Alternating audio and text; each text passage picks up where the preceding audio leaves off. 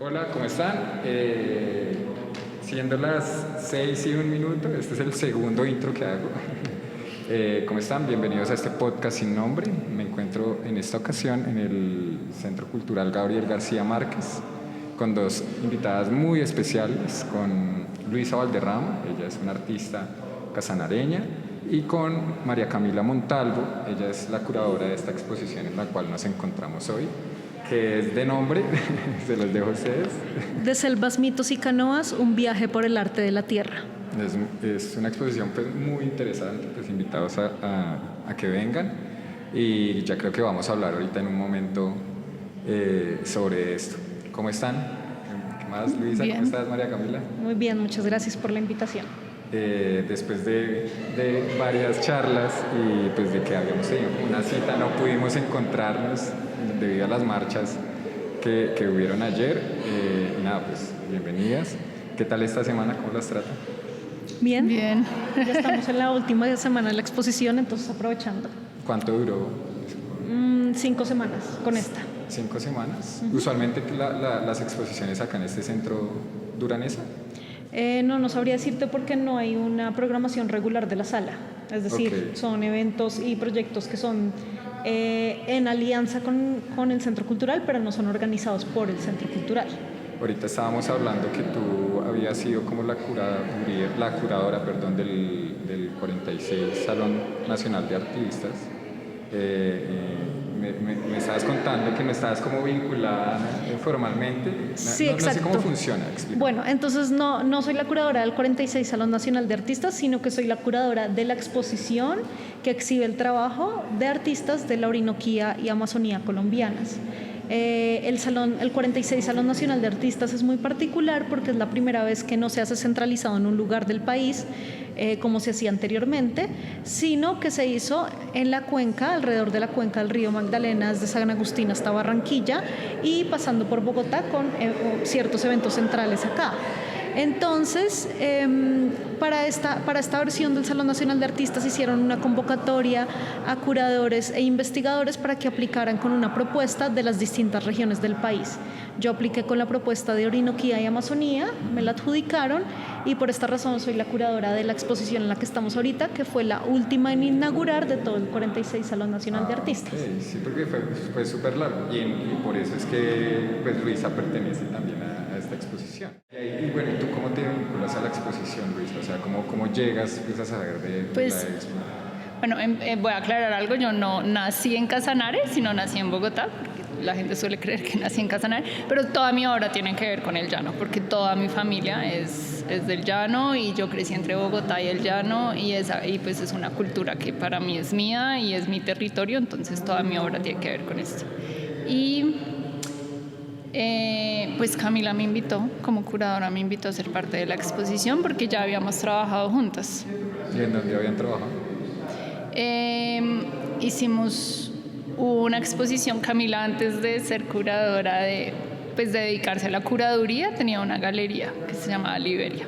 Ay, sí, yo traté de buscar tu perfil, el perfil de Instagram y no lo encontré. Ya no existe. No, de Liberia En no Liberia. existe. Que era tu galería. Sí. Yo traté de Sí. encontrarlo y no carga. Entonces, y cuando Camila tenía la galería, trabajamos juntas. Y pues antes de eso nos conocíamos por la universidad. Ok, estudiaron juntas. Sí, estudiamos. Completamente segura de que quería seguir trabajando en territorio. Y esa fue la razón, otra de las razones por no seguir con la galería, porque la galería no me iba a permitir eso, pero también por regresar a Colombia y seguir desarrollando mi trabajo curatorial y académico desde Colombia, desde los territorios de Colombia. Bueno, ya se te pega como la vaina de trabajar con las comunidades indígenas, o ya lo venías trabajando desde antes de ese proceso. Yo venía con una exploración, primero mi mirada se puso sobre el arte en las regiones. Yo desde la galería el último año, incluso antes de que llegara la pandemia, planifiqué un programa curatorial de un año que fuera enfocado en exposiciones basadas en artistas de las regiones. Entonces hicimos una exposición con arte del Tolima, hicimos otra exposición con arte de los llanos, en la que estuvo Luisa, Y hicimos otra exposición con arte del Amazonas, con artistas también de Bogotá, pero sobre una mirada hacia el Amazonas. Entonces había artistas indígenas y artistas de centro, que todos como con la mirada y una reconstrucción de un pasaje amazónico a partir de varias miradas, que además no solo tenían artistas, sino también un fotógrafo del Instituto Humboldt, una dibujante botánica. Entonces también como el interés en la interdisciplinariedad y la transdisciplinariedad. A partir de eso, pues empiezo con ese interés, sin embargo, todavía no ejercía el trabajo de campo fuertemente, digamos, de manera antropológica, podríamos decirlo, y ya es hasta la maestría que empiezo el trabajo con la comunidad maya Sotujil de San Pedro La Laguna en Guatemala, que empiezo el trabajo de campo en forma. Con comunidades indígenas. Con comunidades, exactamente. Estos artistas en particular de esta comunidad ya estaban vinculados de cierta manera al campo del arte contemporáneo nacional e internacional, y ya con este proyecto sí ya fueron artistas que no estaban vinculados al campo del arte nacional e internacional, en su mayoría. Obviamente hay excepciones, como Óscar Pérez, que es un gran pintor y está en esta exposición, Constantino Castelblanco, que se dedica más a la fotografía, he estado ya en eventos de fotografía, y pues Luisa Valderrama, que pues ya la conocemos y la tenemos acá al lado. Eso también, pues hablando, pues ya conectando ahí como con Luisa, digamos que desde el sentimiento de llano y de lo que estábamos hablando sobre el Casanare y sobre todo eso, pues no sé, esas representaciones frente a los materiales y al territorio, ¿desde hace cuánto se va dando? No, sí, usualmente, pues no sé, hay personas que tienen el chispazo y comienzan a trabajar sí, a partir de una línea, como le pasó pues a María Camila. Pues mira que yo en la universidad pintaba y mi énfasis es pintura y dibujo, curiosamente. Luego me cambié a la escultura y mi maestría es en escultura, pero fue por medio de la fotografía. Entonces tomé varias clases de fotografía en la universidad, desde análoga hasta digital, creo que tomé todas. Y mis proyectos de fotografía fueron del llano siempre. Entonces empecé a caminar por la sabana, a tomar fotos, y creo que en esos recorridos fue como que empecé a interesarme en la materialidad. Entonces empecé a recoger cosas. Dentro de la universidad, o sea, ahí ya estabas estudiando. Estaba estudiando, sí, pero estaba, o sea, realmente en el pregrado. La mayoría del tiempo fue pintura, y luego para mi tesis hice escultura como con materiales del llano, que todo el mundo fue como que, pero creo que esa fue mi chispa, como por medio de la fotografía. Y a partir de eso ya no volví a pintar, o sea, no pinto hace muchísimo tiempo. Y yo he visto que les ha pasado ya a varios artistas que inician, inclusive a mí, que inician, porque yo dibujo como desde los 4 años, dibujo. Pero yo crecí y como que me fue por el lado de la fotografía y lo audiovisual, y siento que a muchas personas les ha pasado, que como que en ese descubrimiento ven que como que otro pedazo de otra cosa los llena más de lo que ya habían hecho durante esos años. Entonces, pues, no sé ustedes qué piensan de eso, no sé si por hacer algo como tanto tiempo ya como que uno se aburre, y entonces es cuando llegan estos nuevos descubrimientos que generan pues como otra voz en uno, ¿no? Pues a mí, pues sí, creo que mi descubrimiento fue la materialidad y como lo que puedo expresar por medio de esa materialidad y otros sentidos como el olor, o sí, como que la pintura se me quedó cortica, siento yo. Tú ahorita que llegabas decías eso, huele a algo, tú decías huele a tal cosa, huele todavía harto, no sé si era relacionado con la obra de Luis. Sí, esta obra tiene olor. Y eso era lo que tú decías. Bueno, y tú antes de la pandemia, de hacer todo ese descubrimiento pues sobre la parte indígena y sobre como ese apoyo que estás dando ahorita en la actualidad, ¿qué hacías antes o en la universidad? ¿Ya sabías pues dirigirte, ya tenías tendencia en dirigirte pues como a este mundo del arte? Al mundo del arte sí, pues estudié artes, hice una maestría en curaduría, y empecé a ejercer desde antes de graduarme de pregrado. Entonces sí, pues tenía claro que el mundo del arte, de la gestión cultural, no tenía claro el camino en la curaduría, pero fue un camino que se empezó a dar del mismo trabajo y el diario, el interés, y también del camino académico. Tampoco tenía una certeza sobre el camino académico en el pregrado, pero hoy sí es una certeza que es el camino que también estoy siguiendo. Entonces sí, pero digamos que este giro que en la academia y en muchas corrientes de campos de conocimiento le han llamado el giro indígena, podría decir que me pasó exactamente lo mismo, se dio más por una monotonía que yo sentía del mundo del arte en Colombia y también internacional. Me pasaba mucho que veía los mismos artistas repetidos en varias galerías, en Bogotá, en varios museos, en los grandes salones se volvían y se repetían los mismos artistas que cumplían con ciertas características o que hacían parte de una tendencia. Entonces, a raíz de eso... ¿No crees que es como rosca? No sé si rosca, yo creo que son tendencias, como pasa, digamos, con las tendencias de moda, con las tendencias académicas, con las tendencias del arte, pero sí siento que desde la curaduría y desde la crítica debe haber un ojo que sea capaz o una mirada que sea capaz, digamos, de cuestionar eso y de incorporar nuevos elementos que no existen, porque si no hay nadie que incorpore, pues va a seguir como con esa misma patrón. Entonces, sí, haciéndose de la misma forma y pues deja de renovarse. Entonces ahí ustedes qué opinan, digamos, del arte pues callejero y toda esta onda de graffiti que se está dando, todo ese tipo de cosas ahorita, sí. Pues porque eso ya está marcándose en la historia, ya digamos que la época contemporánea ahorita es el graffiti, o sea, como que pasando obviamente por la pintura y por todos esos artes clásicos que manejamos y que pues todavía se mantienen, pero pues esta onda, ¿ustedes cómo la ven desde su perspectiva, una como escultora? yo más que digamos desde una perspectiva estética, que creo que no podría tener una opinión certera al respecto, lo podría ver desde una perspectiva social. Del graffiti y de las prácticas de arte urbano me interesa la generación de espacios, las implicaciones sociales que tienen, de fortalecer lazos comunitarios, de expresión de jóvenes que tal vez no pueden expresarse de otra manera o no se sienten escuchados de otra manera, los fundamentos pedagógicos que también tienen, hay programas de restauración de comunidades, de barrios, de entornos basados en la actividad del graffiti, que son incluso patrocinados por el distrito, por IDARTES o por el mismo Ministerio de Cultura. Entonces, en ese sentido, la implicación social y que sea un elemento vinculante me podría parecer un asunto interesante dentro de la actividad del arte urbano y del graffiti. Okay, digamos, desde esa expresión artística y tuya basada en la escultura, ¿cómo te va cuando ves pues todas estas expresiones? Como... No, a mí, pues, o sea, estoy de acuerdo en términos de intervención del espacio y de comunidad, me parece una nota, como... Sí, sobre todo, o sea, a mí que me gusta la instalación, me gustan las cosas grandes, me gusta pensar el espacio, como... sí, como si veo algún espacio, como cómo lo intervendría, o sea, también cómo se relaciona la audiencia o pues, el público con lo que es. En ese sentido, el graffiti me parece muy chévere.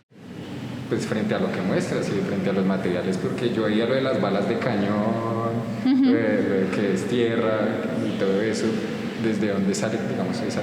Pues mira que, o sea, lo mío sí es, y también es como mi experiencia personal, pero si lo piensas, como la tierra está en todos lados.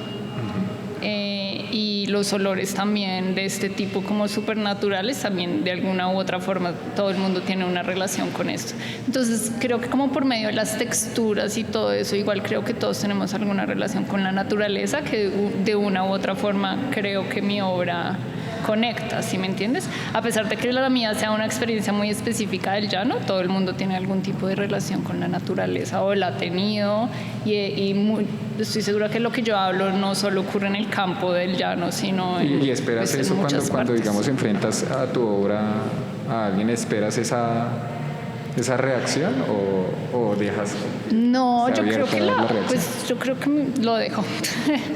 Pues, o sea, me gusta cuando la gente entiende como el mensaje que yo pensé, pero yo no creo que una obra tenga un mensaje específico que tenga que ser, ¿sí me entiendes? O sea, realmente lo importante es como el público lo vea. Sí, eso creo. O sea, ¿no imaginas, digamos, ese enfrentamiento directo de las personas? No puedes decir que lo calculas, pero lo imaginas. No, sí, claro, lo imagino, pero si no se da tal cual, no creo que quiera decir que una obra no es... ¿cómo se dice eso? No sé, que no fue desarrollada exitosamente. Exitosa, no sé. Exacto, que no sea exitosa al final, ¿sí me entiendes? O sea, yo creo que, digamos, es que como yo también estudié historia del arte, me interesa mucho el arte público. O sea, Y tienes dos carreras, eres sí. historiadora Y hay artista. una de mi investigación, lo que siempre más me interesó en la historia del arte es el arte público comunitario. Y hay una cosa muy interesante porque en el arte público comunitario no hay una obra como tal, no hay un objeto, ¿sí? Hay un proceso. Y lo interesante de cómo lo ven estos artistas es que el resultado es lo que ocurre tanto en la mente del artista como en la mente del público. Pero no es como, ¿sí me entiendes? Un objeto como tal que sea exitoso o no. Entonces, pero yo creo que eso también pasa con objetos o con el arte. Lo importante es que al final ocurra algo en la mente de la persona que lo vio. ¿Qué? No sé. Ok, ¿y por qué hacerlo así? Dime. ¿Por qué hacerlo así? ¿Por qué buscar eso? Sí. Pues Bien porque... profunda la pregunta. No, pues porque yo creo que el arte tiene la posibilidad como de afectar de otra manera la mente. Sí, como no es tan directo, pero yo sí creo que por medio del arte la gente tiene reacciones. Pues quiero como compartir mi experiencia y pues sí, que ocurra algo en la audiencia, pero no tiene que ser tal cual mi experiencia, ¿sí me hago entender? Bueno, pues María Camila, cuando ve la obra de Luisa, ¿qué pensó la primera vez? Ya que han trabajado más tiempo, ¿no? Sí, bueno, Ya tienes más experiencia con ella. sí, la primera obra de Luisa que me impactó fue una obra de su tesis de pregrado en los Andes, que era con piel de marrano. Ah, sí. Entonces me pareció muy particular porque me gustó ese uso de esa materialidad que uno podría pensar que es grotesca, ¿no? Y también del territorio. ¿Literal que es esa era piel de marrano? Son tripas. ¿Tripas? ¿La de Sí. tripas? Sí, la de tripas. Sí, que es un material que me encanta precisamente por eso. Okay. Son tripas que en el llano se usan pues para hacer rellenas y Sí. para hacer Embutidos. Chorizo. Pero es verdad, es un material muy bonito. Entonces eso me gustó como esa línea fina entre lo grotesco y lo estético, y además lo que uno podría nada más denotar del olor, así la obra no esté oliendo, pues uno podría imaginarse un olor, imaginarse un escenario, ¿no? Todo lo que conlleva ese material me interesó mucho.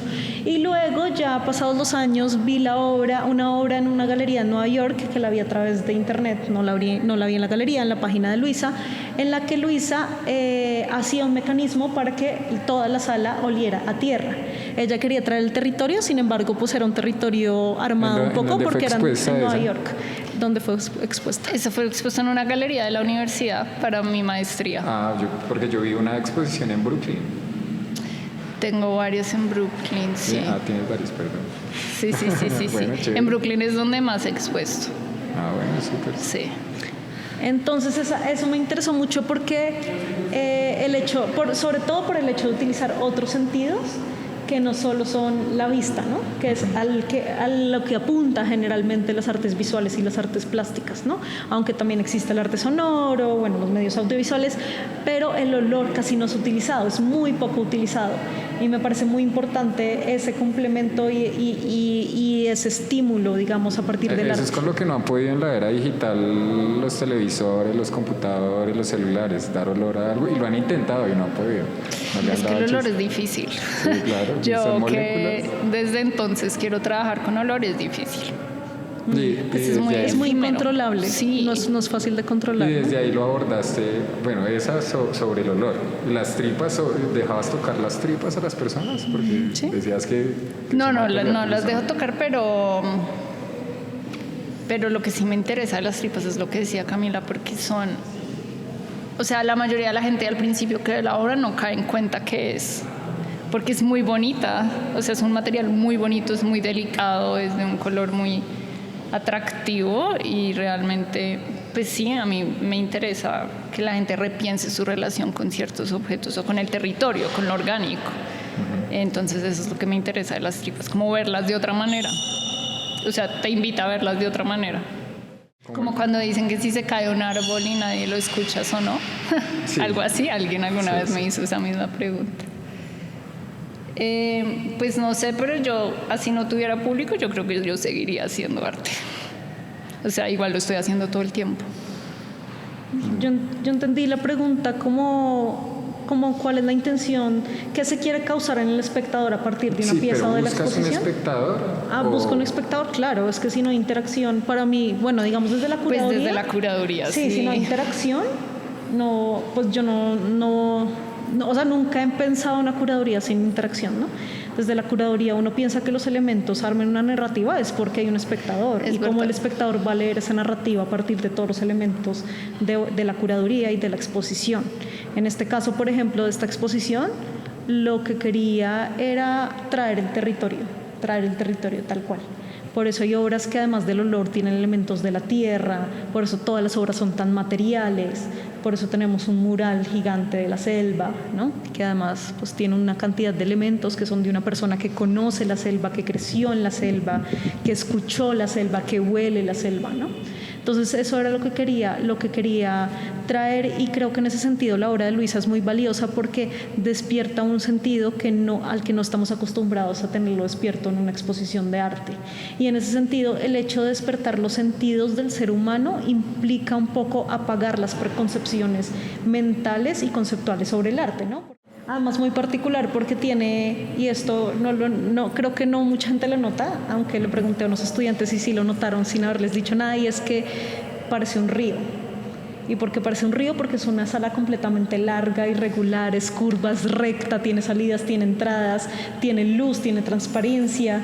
Y eso para mí fue completamente gratificante porque la exposición es sobre el río, sobre el territorio, pero enfatizando en el río, que el río es vital para todas estas comunidades y para todos estos territorios de los que estamos hablando acá. Entonces, eso también muy particular, pues en ese caso es muy particular y mucha coincidencia que sea un río, aunque bajo los ojos de un museógrafo del arte podría ser una sala difícil de manejar.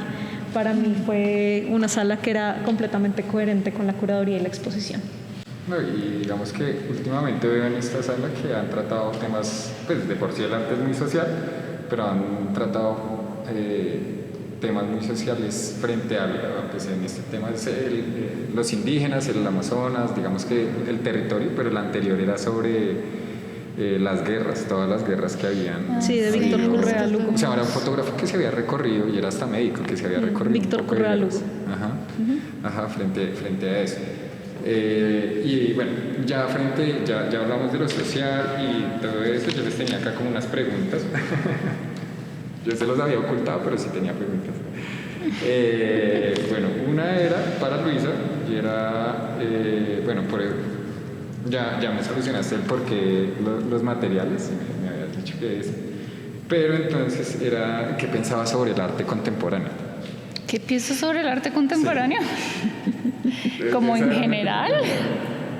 Y otra que tenía, y otra que te tenía a ti, a Camila, era sobre cómo tomas la crítica. No sé. O sea, a mí lo que me gusta del arte, pues creo que el arte en general, en la historia, lo contemporáneo es cómo va desarrollándose y va abriendo sus campos. Y pues me gusta, del arte contemporáneo lo que más me gusta ver es esas exploraciones. En general, como digamos, en Árbol, la parte que más me gusta es arte cámaras, ¿qué se llama? Que son los artistas jóvenes como probando cosas nuevas. Yo siento que en lugar de ponernos a ponerle límites al arte que es, que no, es como, son experiencias y son expresiones y pues ampliarlo. En general sí, pero pues arte contemporáneo se me hace amplio. ¿Y Camila? Bueno, pues es una pregunta pertinente y sobre todo porque en esta exposición también ha habido muchas críticas por diferentes puntos, pero siempre que uno, digamos, tiene una vida activa dentro del mundo del arte va a recibir críticas. Entonces yo creo que, bueno, son varias capas. Una, y creo que las he asumido desde diferentes puntos. Obviamente está el punto de tomarse las cosas personal, que creo que es el último al que uno debe recurrir. Es el que uno no debe apuntar porque siempre termina en problemas. Entonces, en problemas primero, con uno mismo realmente. Sí, entonces ese es el primero, personal. Segundo, pues si la persona que hace la crítica, que pues en el caso de esta exposición han sido muchas críticas anónimas, entonces, porque y esto lo digo porque es chévere saber quién hace la crítica, cuál es el contexto de la crítica, ¿no? Como para uno comprender cómo desde qué punto y cuál es la mirada sobre la crítica. Sí, porque a veces pasa que muchas críticas las hacen sin saber ese trasfondo que uno dice, y uno termina respondiendo, pues es por esto, a ver qué pasa, como que ese tipo de cosas, pero bueno, y críticas con más sustancia. Una crítica con más sustancia, digamos, una crítica basada en fundamentos, en argumentaciones, me parece completamente bienvenida.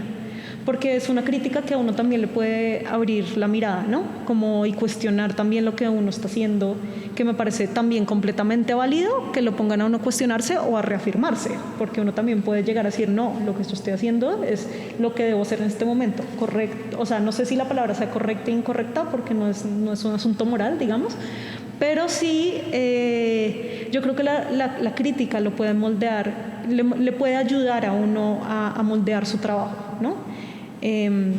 Yo a veces también siento que mucha crítica genera mucho ruido y que uno debe coger ciertas críticas y lo que tú dices para poder cambiar de pronto actitudes que uno tenga. A veces mucha gente es como, no, yo hago lo que quiera y pues como lo tome cualquier persona. Igual, digamos, en mi maestría la parte de reflexión pues se llama crítica, y era una clase de crítica y literal era que la gente se sentara a hacerte crítica constructiva, o podía no serlo, pero definitivamente al final pues uno termina cuestionándose cosas, entonces queriendo leer más sobre esto, queriendo repensar esto, pues en ese sentido se puede siempre tomar como constructiva. ¿Y tú cómo tomas la crítica cuando llega?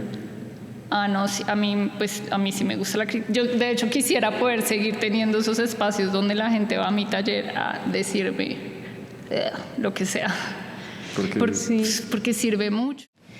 Pero igual yo creo, bueno, en lo que mencionas de las exposiciones y que he estado en otras partes, y lo que te decía frente a mi obra también, como pues al final, todos nos conectamos con lo mismo, ¿no?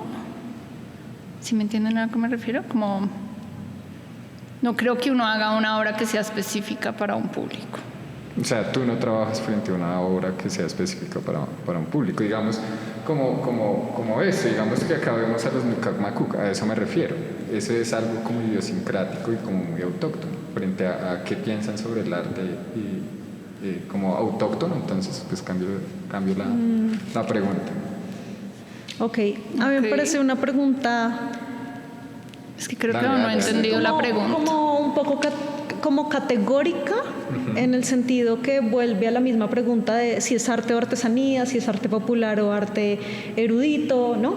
Que siempre han sido como dicotomías del arte y del mundo contemporáneo que han estado en el debate pues en toda la historia del arte desde la modernidad en adelante, ¿no?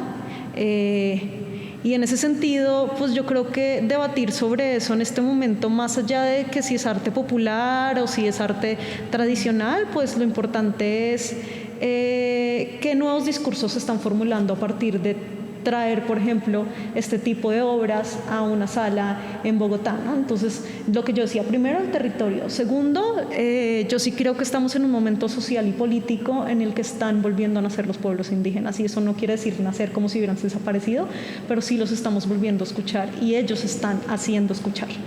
Y eso lo estoy diciendo a nivel político, a nivel social, y creo que esto, se quiera o no, va en línea y casi que materializa de alguna manera esa idea. Y para mí eso es lo más importante, ¿no? Materializar esa idea. Pero por otro lado también me parece importante el hecho de que genera que se quiera conocer el territorio. Nosotros crecimos en una ciudad, o por lo menos yo crecí en Bogotá. Estudié, he vivido en 2 ciudades afuera del país que son también ciudades cosmopolitas. Y generalmente cuando uno crece y está en estos contextos, uno olvida las regiones, uno olvida el río, uno olvida el territorio, uno olvida que es lavar la ropa en el río, ¿no? Que es bañarse en el río, que es sembrar, que es comer de un fruto recién arrancado, todas estas cosas. Y me parece que que estas personas nos pueden recordar esto, nos pueden recordar qué es la vida en el territorio, que el país existe, en qué país vivimos, cuál es la mirada de estas personas sobre el territorio, cuál es la forma en la que ellos mismos se han reconstruido después de una guerra, porque además todos los artistas que por ejemplo vemos acá, no es que solo hagan arte autóctono. Yo no sé si tú ya me respondiste esto, pero ¿tú cómo te contactas con las comunidades cuando decides esto? Bueno, y ya que acá tienes como acá hay 8 comunidades indígenas que trabajan con esto, más los 3 artistas que están invitados. Esto es es una pregunta que me la hacen mucho y creo que pues se dio con una agenda después pero empezó sin agenda. Es decir, yo conocí a través de Henry Romero, que fue mi colaborador y mi pareja en este proyecto. Es mi pareja y mi colaborador en este proyecto. Henry. Y él ya había trabajado con comunidades en Villavicencio y en el Meta en general. Entonces él conocía 3 comunidades de desplazados en Villavicencio y una en el Meta, y yo empecé a conocerlos a ellos fue a través de él y sin ningún plan, ¿sí? O sea, sí me interesaba mucho lo que hacían y yo sabía en el fondo que algo iba a hacer algún día, que iba a trabajar con ellos algún día en algo, ¿sí? Como que admiraba mucho lo que hacían.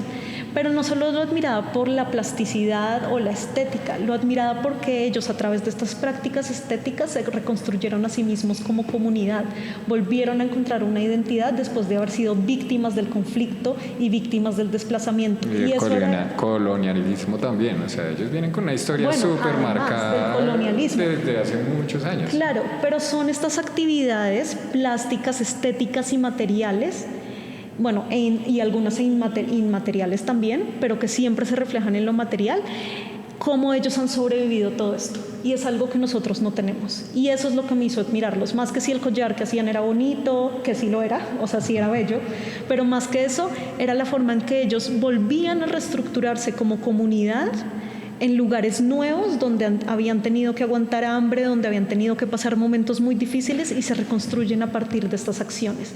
Y desde ahí pues yo me enamoré de estas ¿Hay alguna prácticas. Comunidad en Vera? Acá no. Okay. No, en Vera no. Todos son de la Orinoquía y la Amazonía. Es que, pues estaba acordándome de ellos cuando se tomaron el Parque Nacional y que los tienen como en unos edificios que eran como un colegio, no sé muy bien, no me acuerdo muy bien, pero que tenían problemas de salubridad igual, o sea, tenían problemas de salubridad en el Parque Nacional y los mandaron para un lado como eso y no tenían agua como 3 días nomás. Entonces te iba a preguntar si había alguna comunidad. ¿Qué comunidades hay acá? Son todas de la Orinoquía y Amazonía, excepto la comunidad Inga. Entonces te las voy a decir rápido todas.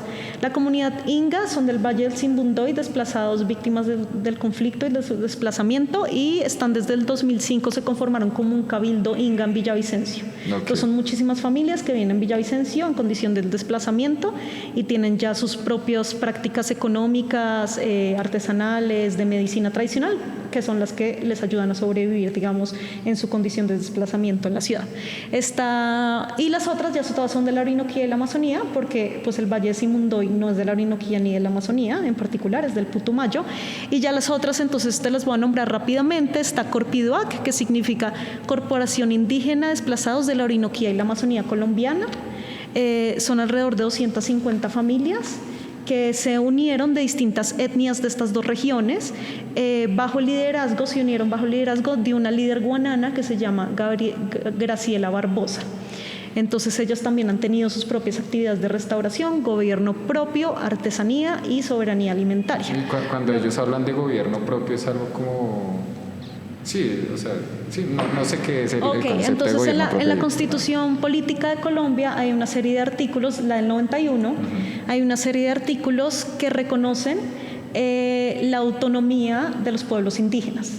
La autonomía, entre varios puntos, también permite que ellos tengan un gobierno propio. Al referirse a gobierno propio es que ellos tengan su propia autoridad, su propio sistema de ley, su propio sistema de justicia. En muchos casos, por ejemplo, si uno quiere trabajar con alguna persona de alguna región perteneciente a una comunidad, a veces hay casos en los que es necesario hablar con el gobernador del cabildo o el líder del territorio para pedir permiso y poder trabajar o hacer negocios con una persona, por ejemplo. ¿Sí? Entre muchas otras cosas, ¿no? Esto es una.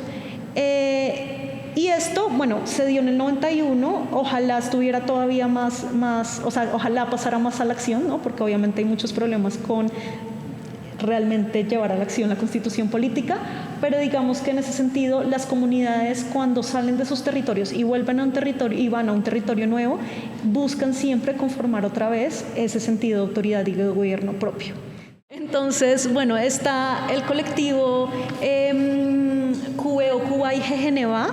Ellos son Jejeneva, que Jejeneva es el clan. Dentro de las etnias existen los clanes, que son unos subgrupos, entonces ellos se identifican a partir también del nombre de su clan y son de Mitú, viven cruzando el río desde Mitú, en el Baupés. Está, por otro lado, Óscar Pérez, que él presentó su obra a nombre propio y no a nombre de su comunidad, pero él es un artista de la etnia Puinave, nacido en Barranco Minas, Guainía, pero vive en Inírida, y sus obras que tú mencionabas, La mujer Nucac Macuc, siempre son obras... Que esa población está casi por desaparecer. Sí, casi por desaparecer, y ha sido una población que ha sufrido mucho, porque han sido nómadas del interior del Amazonas y los han desplazado de muchas regiones, y hoy se ven en las plazas de los municipios en muy malas condiciones, buscando formas de sobrevivir, pues que no son dignas pues de lo que ellos habían hecho de su vida en la selva, ¿no?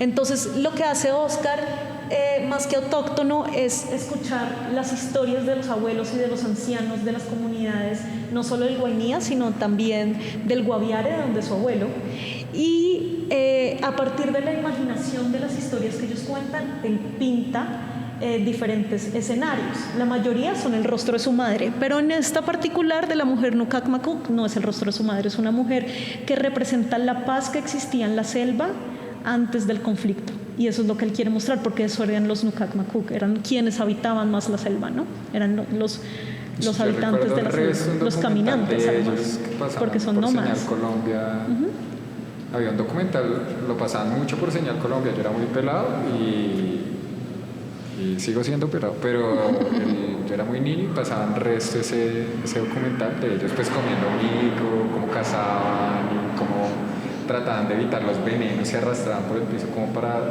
crear una inmunidad al veneno que usaban, porque usaban ranas flecha para esto, o sea, unas cosas exactamente, bien lindas. Unos conocedores de la naturaleza, impresionante, y de la medicina. Por otro lado está el colectivo Curripaco Guaniwa. La etnia Curripaco Guaniwa también es una etnia en vía de extinción, como le dicen ellos. No sé si vía de extinción sea la expresión correcta, pero así se mencionan a sí mismos. Y son de regiones apartadas de Inírida en el Guainía, a casi un día de distancia, selva adentro, río adentro. Y son comunidades que crecieron a partir de la pesca cuando era posible la pesca, porque hoy en día por la contaminación hay muy pocos peces en el río, y son comunidades que se han tenido que mover de estas regiones hacia los centros más urbanos, como podría ser Inírida, para sobrevivir de otras maneras. Pero digamos que la obra en particular es un culto a la pesca que sí es ancestral, pero que se mantiene hoy en día. Está el colectivo Piapoco Achagua, que viene de una institución que es triétnica, participaron 2 exalumnos y un director, y representan las 2 etnias, que la Achagua también está en vía de extinción. Después de ser 20.000 habitantes en Colombia, hoy son 800 habitantes. Sí. 20.000 igual no era mucho para la actualidad. No era mucho, pero hoy son 800. Hoy son 800. Están en riesgo. Está los Sáliva. Sí, los Sáliva, que son de Orecueca Sanare. Ellos son una comunidad que se ha permeado mucho de la cultura llanera, entonces su obra creo que se ve, la técnica es también de la cultura llanera. Y, por ejemplo, no están en vía de extinción, pero su lengua está en vía de extinción. Hoy tan solo el 8% de habitantes Sáliva habla la lengua. Entonces, digamos que parte de lo que ellos hacen es poder ser escuchados para que ojalá hubiese un programa en su comunidad en que les permitiera educar a través de su lengua y poder recuperar la lengua que ya está siendo perdida. Y los Cubeo de Villavicencio, siguen los Sicuani. Los Sicuani viven en el resguardo Huacoyo de Puerto Gaitán. Hay Sicuanis en varias partes de la Orinoquía y en Venezuela hay muchísimos Sicuanis. Por ejemplo, en Puerto Carreño uno ve muchos Sicuanis venezolanos que cruzan para vender sus artesanías y vender otros elementos de su cultura. Y los Sicuani también había sido una etnia que se consideraba nómada en un pasado, pero este resguardo ya lleva muchísimos años ahí y son muy dados a las prácticas materiales. Ellos todos practican, hombres y mujeres, digamos, viven de las prácticas materiales y de la producción material estética. Y los últimos, los Cubeo, que también son las familias Cubea, víctimas del desplazamiento forzado, es una capitanía que se encuentra en Villavicencio y son familias de los Cubeos del Baupés y del Guaviare que se han unido para también establecer gobierno propio, soberanía alimentaria y formas de comercio que les permitan sobrevivir. Y por último están buscando un territorio propio que les dé el gobierno para poder volver a restaurarse como comunidad dentro de una nueva ciudad o dentro o cerca de la ciudad. Es un trabajo súper importante pues para que no es. Bueno, y tú, Luisa, ¿por qué esta obra que estamos viendo acá? Bueno, no sé, ¿es solo esta tu obra o tienes...? No, es esta. Pues esta es una versión de la obra del olor, de la que hablaba Camila de Nueva York. Okay. ¿Cuál es la del olor? Yo vi una de una bandeja de acero inoxidable que tenía tierra y que le caía agua y que los sedimentos se movían y eso. No, bueno, esa es que tengo varias.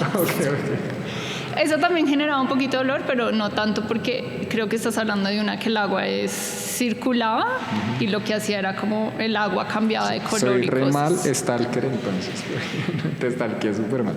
Pero esa era más como el cambio del olor, pero es que si el agua es constante no va a generar olor. Hay otra que son unas más grandes, que tienen también una placa, pero el agua no es como de los sedimentos, o sea, el agua no era constante. Bueno, es que me encanta trabajar con agua y tierra y todo eso. Y esa fue la que hice en la universidad en Estados Unidos, y acá queríamos como también generar olor en la sala. Pero esta es una versión como es diferente con esta tiene más calor, trabajé con un ingeniero, todo porque el olor es muy difícil. El olor es difícil y mantenerlo sobre todo es lo más difícil, entonces tiene un ciclo para poder ir generando olor en tiempos. Tú me decías que tocaba reparar, o sea, que tocaba estar constantemente viendo tu obra para que siguiera como viéndose de la misma forma. El día que nos conocimos, que tú la estabas reparando. Sí, eso es pues ya la estructura. Entonces, bueno, que hicimos lo del olor, pero yo, como había mostrado la obra, era muy minimalista, como un cubo blanco. Pero, pues, hablando otra vez como de la materialidad y todo, entonces quería traer la tierra, como traer más el territorio, entonces todos los materiales son traídos del llano. ¿Todos los materiales los traes desde allá? Todo se trajo desde el llano. Se transportó mucho peso. Y pues la tierra sale ahí de la laguna del lado de la casa de mis papás. La tierra del llano es muy arcillosa, entonces por eso es como toda arcillosa y tiene como otro color, pues no es una tierra negra. Sí, es como una tierra como rojiza, ¿no? Como, sí. Bueno, no sé cómo describirlo, pero sí. Sí. Y pues también queríamos como que no fuera, la estructura no fuera simplemente una estructura, sino también algo. Entonces es como la idea de un barranco, y pensando nuevamente en que la sala parece un río, entonces como si el agua fuera fluyendo, va creando ese barranco. Digamos, también en la laguna de la casa de mis papás se crean esas islitas en la mitad, como por donde el agua va pasando. Eso pasa mucho, entonces es eso como la idea. Y los termiteros también, pues las topias también son traídas del llano. Y también hacen referencia al territorio, pues las sabanas. ¿Esas son reales? Sí. O sea, todo es real, pero digamos que esta no sé si las construiste tú. Algunas las construí yo y otras son reales. Okay. Y pues sí, hacen referencia a la sabana, sobre todo casanareña, porque si tú vas a Casanare y ves la sabana, siempre va a haber termíteros. Yo no sé si yo conozco Casanare. Yo viví 3 años en el llano, pero conozco, no me acuerdo muy bien. Bueno, ¿en qué parte viviste? A las afueras de Villavicencio, por el lado del aeropuerto. Yo no sé por si aquí No, por la vía antigua Restrepo. Ah, ok. Yo no sé si en conozco Restrepo hay Puerto Gañán, termiteros. Puerto López, pero entonces yo me metí un día como para San Martín, para todo eso, y para allá. Una vez mi papá me mandó a trabajar y me fui por allá. Duró un tiempo, yo no sabía ni dónde estaba, pero yo y hacía mucho calor. Entonces, los termitales, bueno, ¿y cuánto tiempo te demoraste en construir esta obra? ¿O cuánto tiempo te toma? Una semana. No, bueno, o sea, el montaje, lo que pasa es que gran parte era el montaje, ¿no? Pero antes de eso, pues... Sí, bocetas.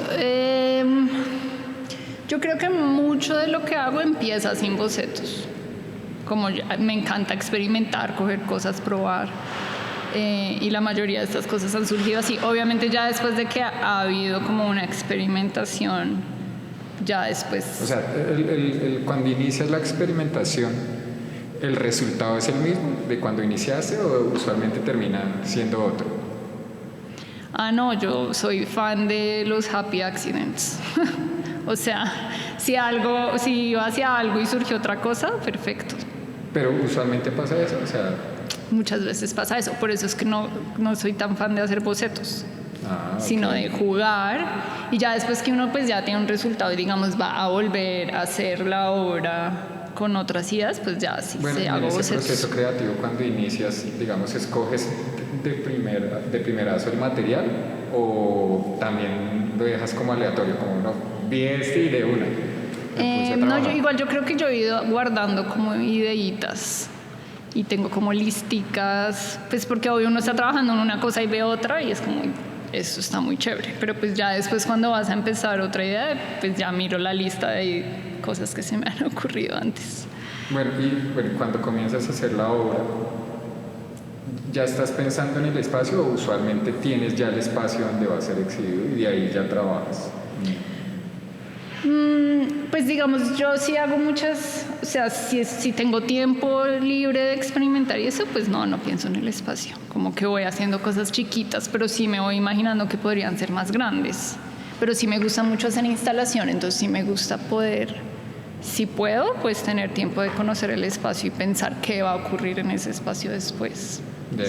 Para mí sería ideal como tener el espacio desde antes. Y ahí en ese proceso de creatividad de tu obra, ese proceso ya lo tienes racionalizado para que surja o no sé, en este caso pues yo pienso, digamos, no, te vas a la finca de tus papás y de ahí es donde usualmente se expresa más lo que tú haces o tienes que estar, no sé, en estados alterados. No, digamos, sí, digamos, pues recorrer un espacio, un territorio, definitivamente sí me sirve mucho.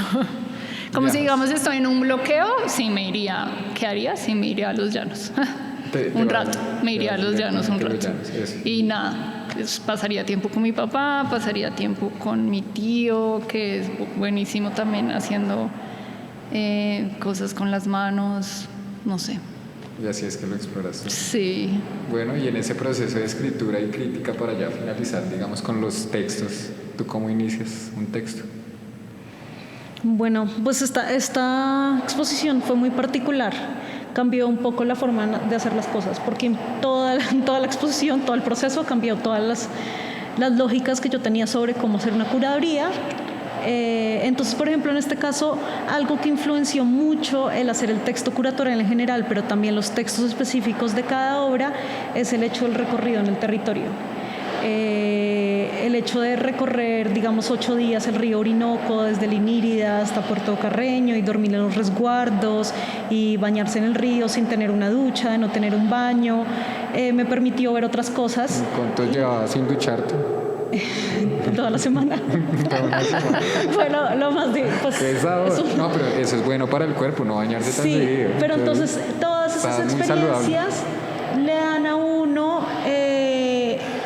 le permiten a uno sentir la tierra, uno está muy alejado de la tierra, y eso es lo que en el momento en que yo escribí el texto curatorial, yo cerré los ojos y empecé a acordarme del miedo que sentí cuando se nos varó la lancha en la mitad del Orinoco y estaba la selva y no se veía nada, y pues uno piensa pues que ya se va a morir porque nadie lo va a rescatar. Nos morimos. Entonces yo cerré los ojos y me acordaba de ese viaje, me acordaba de ese viaje y empecé a escribir todas las imágenes que veía, todo lo que sentí.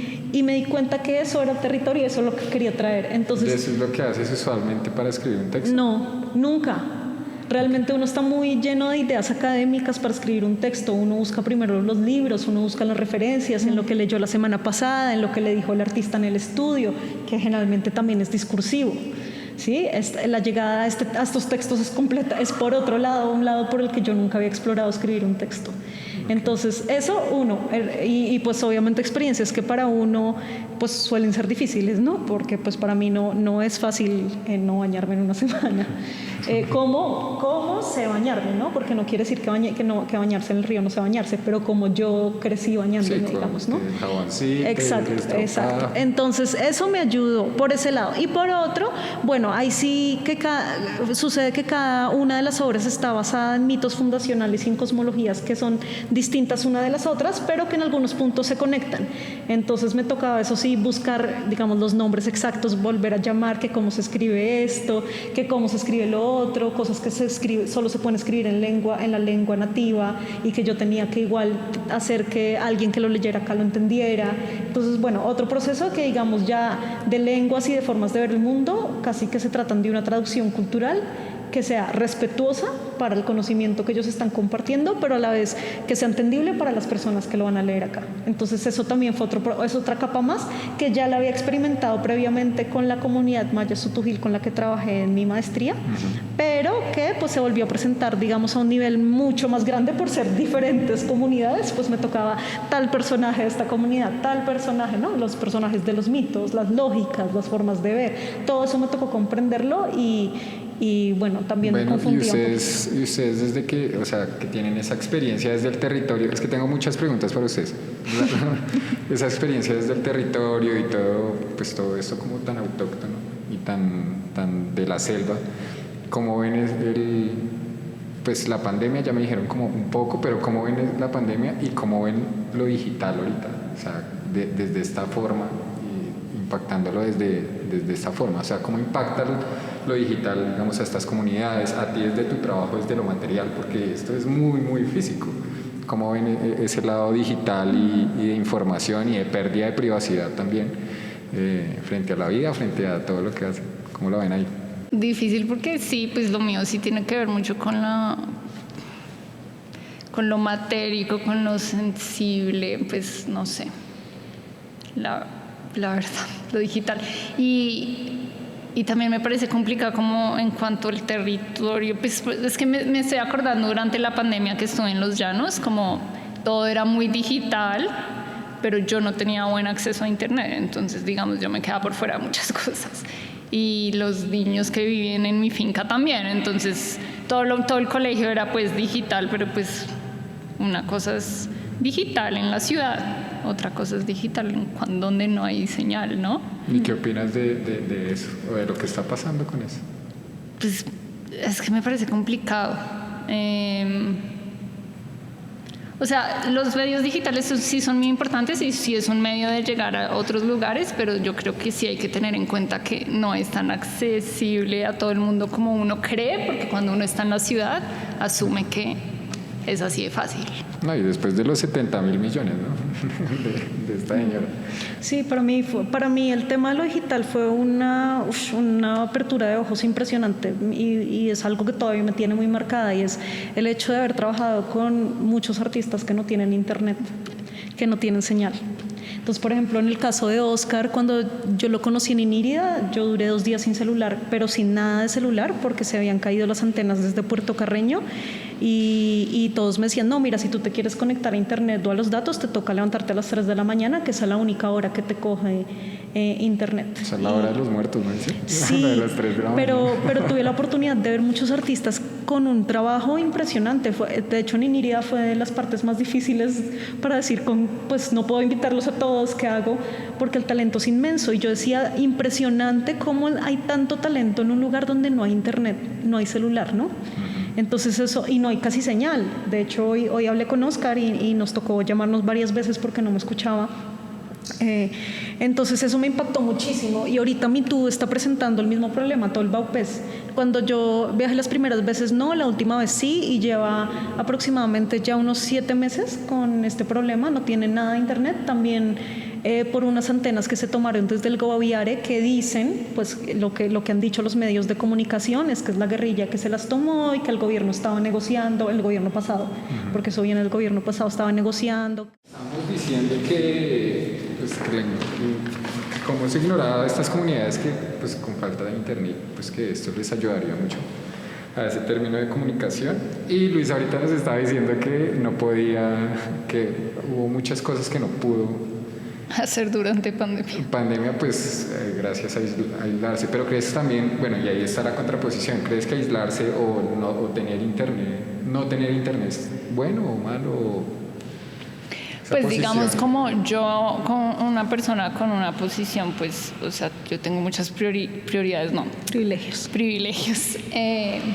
Pues puedo decir que sí, maravilloso haber tenido ese tiempo para concentrarme en mi trabajo y todo. Pero pues yo creo que lo digo desde un lugar privilegiado, o sea, porque nuevamente te digo, como los niños que vivían en mi finca, pues realmente no pudieron como, o sea, 1000 cosas que tenían que hacer por medio de internet para el colegio y todo, pues no.